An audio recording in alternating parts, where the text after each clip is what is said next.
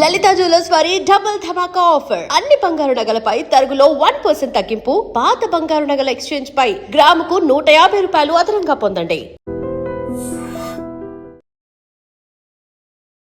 నమస్కారం, మీరు చూస్తుంది ఐ డ్రీమ్. నేను మీ కీర్తి. శ్రావణ మాసం, మాసమంతా ప్రత్యేకత, ప్రతిరోజుకి ఓ ప్రత్యేకత ఉంది. ఏంటా ప్రత్యేకత? ఏ రోజుని ఏ విధంగా ఆరాధించాలి, అస్సలు మిస్ కాకూడని డేస్ ఏంటి? అనంతలక్ష్మి అమ్మగారు ఇప్పుడు తెలియజేస్తారు. మీరందరూ కూడా డైరీ ఆర్ క్యాలెండర్ పక్కన పెట్టుకొని మార్క్ ది డేట్స్. నమస్తే అమ్మా. నమస్తే తల్లి. 12 మాసాలు ఉన్నప్పటికీ కూడా శ్రావణ మాసం అంత ప్రత్యేకత కదా. ఎందుకు ఆ ప్రత్యేకత తెలుసుకునే ముందు అసలు ఆ ప్రత్యేకమైన రోజులు ఏంటో ఒకసారి ఈ వీడియో ద్వారా గుర్తు చేద్దామమ్మా. అమ్మ, ప్రతి మాసానికి ఒక ప్రత్యేకత ఉంటుంది. ఆ ప్రత్యేకతలు కొంతమందికి కొన్ని ప్రత్యేకతలు మనకు అన్వయం అవుతాయి.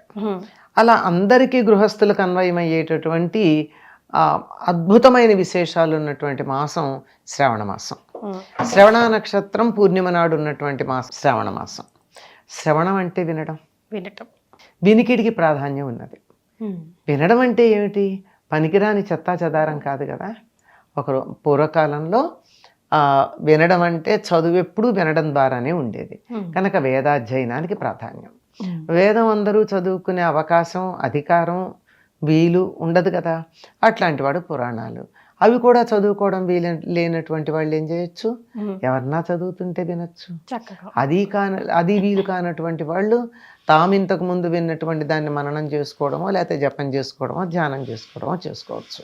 ఇది చాతుర్మాస్యంలో ఒక నెల.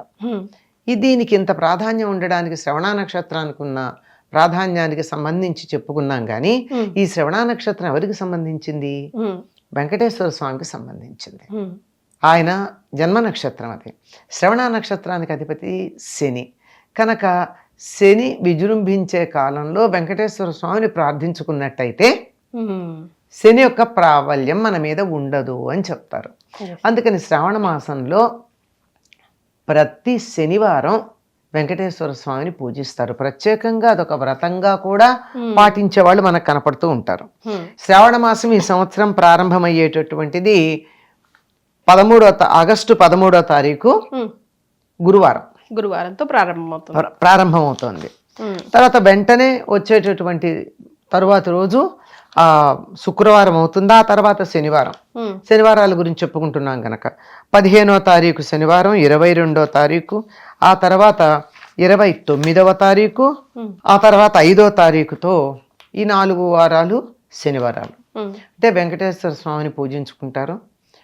సాయంత్రం ఇంటికి ఎవరైనా వస్తే వాడికి తాంబూలాలు ఇచ్చి వెంకటేశ్వర స్వామి పక్షాన వచ్చిన ముత్తైదులుగా భావించి, అంటే ఆడవాళ్ళు అయితే ముత్తైదులు, మగవాళ్ళకైనా సరే తాంబూలం ఇచ్చేటటువంటి పద్ధతి ఉంది. అదేవిధంగా శ్రావణ మాసంలో చాలా ప్రధానమైంది. శ్రావణ మాసం అనగానే అందరికీ గుర్తొచ్చేటటువంటి తర్వాత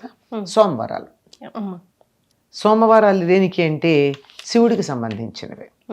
పైగా సోమ అన్నప్పుడు ఉమా పార్వతీదేవి కూడా ఉంది అందులో. కనుక ఈ సోమవారాల నాడు శివుణ్ణి అర్చించి శివాలయాలకు వెళ్ళడం, ఆయనకి అభిషేకాలు చేయడం, పూజలు చేయడం, ఆనాడు ఉపవాసాలు ఉండడం లాంటివి చేస్తారు చాలామంది శివభక్తులైనటువంటి వారు.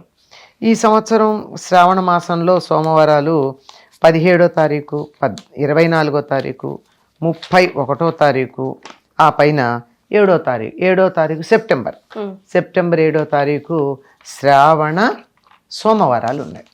వీటన్నింటికన్నా ఎక్కువ మందికి శ్రావణ మాసం అనగానే మనసులోకి వచ్చేది ఏమిటి అంటే మంగళవారాలు, శ్రవణ మంగళవారాలు నోము. కానీ ఈ శ్రవణ మంగళవారాల నోము అందరూ నోచుకోరు. పెళ్ళైనటువంటి కొత్తల్లో 5 సంవత్సరాలు నోచుకుంటారు. 5 సంవత్సరాలు పూర్తయిన తర్వాత మంగళవారం నోము పూర్తయిపోతూ ఉద్యాపన చేసుకుంటారు. కానీ దీని ఆర్భాటం ఎంత ఉంటుందంటే ఎక్కడ చూసినా పట్టు చీరలు, రెపరెపలు, చామంతి పూలు, కాళ్ళకి పసుపులు, ముఖాన బొట్లు ఇవన్నీ కనపడి శ్రావణ మాసం వచ్చేసిందా అని అనిపిస్తూ ఉంటుంది. అంతగా ఉంటాయి ఈ శ్రావణ మంగళవారాలు. ఈ సంవత్సరం మనకి 18వ తారీఖు, 25వ తారీఖు, ఇవి 2 ఆగస్టు నెలకి సంబంధించింది. ఇంకా సెప్టెంబర్లో 1, 8 తారీఖుల్లో ఈ 4 సోమవారాలు వస్తాయి. మంగళవారాలు వస్తాయి. 4 మంగళవారాలు వస్తాయి. 2 ఆగస్టులో, 2 సెప్టెంబర్లో. అమ్మ, ఇప్పుడు మంగళవారం మంగళ గౌరీ వ్రతం అందుకోలేని వాళ్ళు ఆ సంవత్సరం ఏ కారణం చేత కొత్తగా పెళ్ళైన అమ్మాయి నెక్స్ట్ ఇయర్ కంటిన్యూ చేయొచ్చా లేకపోతే సాధారణంగా 2వ సంవత్సరం మొదలు పెట్టరమ్మా, 3వ సంవత్సరం మొదలు పెడతారు. ఓహో ఏ కారణంగానా మొదటి సంవత్సరం కుదరకపోతే 3వ సంవత్సరం మొదలు పెడతారు, ఓకే మొదలు పెట్టుకోవచ్చు. ఇంకా తర్వాత ఇంకా కుతూహలంగా ఉండేది ఏంటి, శ్రావణ శుక్రవారాలు. ఈ శ్రావణ శుక్రవారాలు అనగానే అసలు అందరి మొహాల్లోని వికాసం వచ్చేస్తుంది. ఎందుకంటే దీనికి వీళ్ళు చేసుకోవచ్చు, వీళ్ళు చేసుకోకూడదు, 5 ఏళ్ళు చెయ్యాలి, ముందు చెయ్యాలి, వెనక ఏం లేదు, అందరూ చేసుకోవచ్చు. ఈ సంవత్సరం మనకి శ్రావణ మాసం 13వ తారీఖు వచ్చింది, ఆగస్టు 13. 14వ తారీఖు మొట్టమొదటి శ్రావణ శుక్రవారం. 14, 21, 28 ఈ 3 ఆగస్టులో వస్తాయి. సెప్టెంబర్లోకి వచ్చేటప్పటికి 4వ తారీఖు శ్రావణ శుక్రవారం, పైగా ఆ రోజు కృష్ణాష్టమి కూడా అయిన తర్వాత 11వ తారీఖు కూడా ఉదయం పూట శ్రావణ మాసం ఉంది, తర్వాత అమావాస్య ఉంది కనుక ఆ రోజు కూడా చేసుకోవచ్చు. అంటే 5 వచ్చాయి అని మనం లెక్క చెప్పుకోవచ్చు. 11వ తారీఖు అమావాస్య కూడా శ్రావణ మాసానికి సంబంధించిందే గనక 5 శుక్రవారాలు ఉన్నాయి ఈ ఏడాది, చేసుకోవచ్చు. కానీ 5వ శుక్రవారం అమావాస్య ఉన్నప్పుడు చేసుకోరు కదమ్మా వరలక్ష్మి వ్రతం? అలా ఏం లేదు, అమావాస్య ఉన్నప్పుడు లక్ష్మీ పూజ చేయకూడదని ఎవరు చెప్పారు? అమావాస్య ప్రధానంగా చేసుకుంటారుగా లక్ష్మీ పూజ.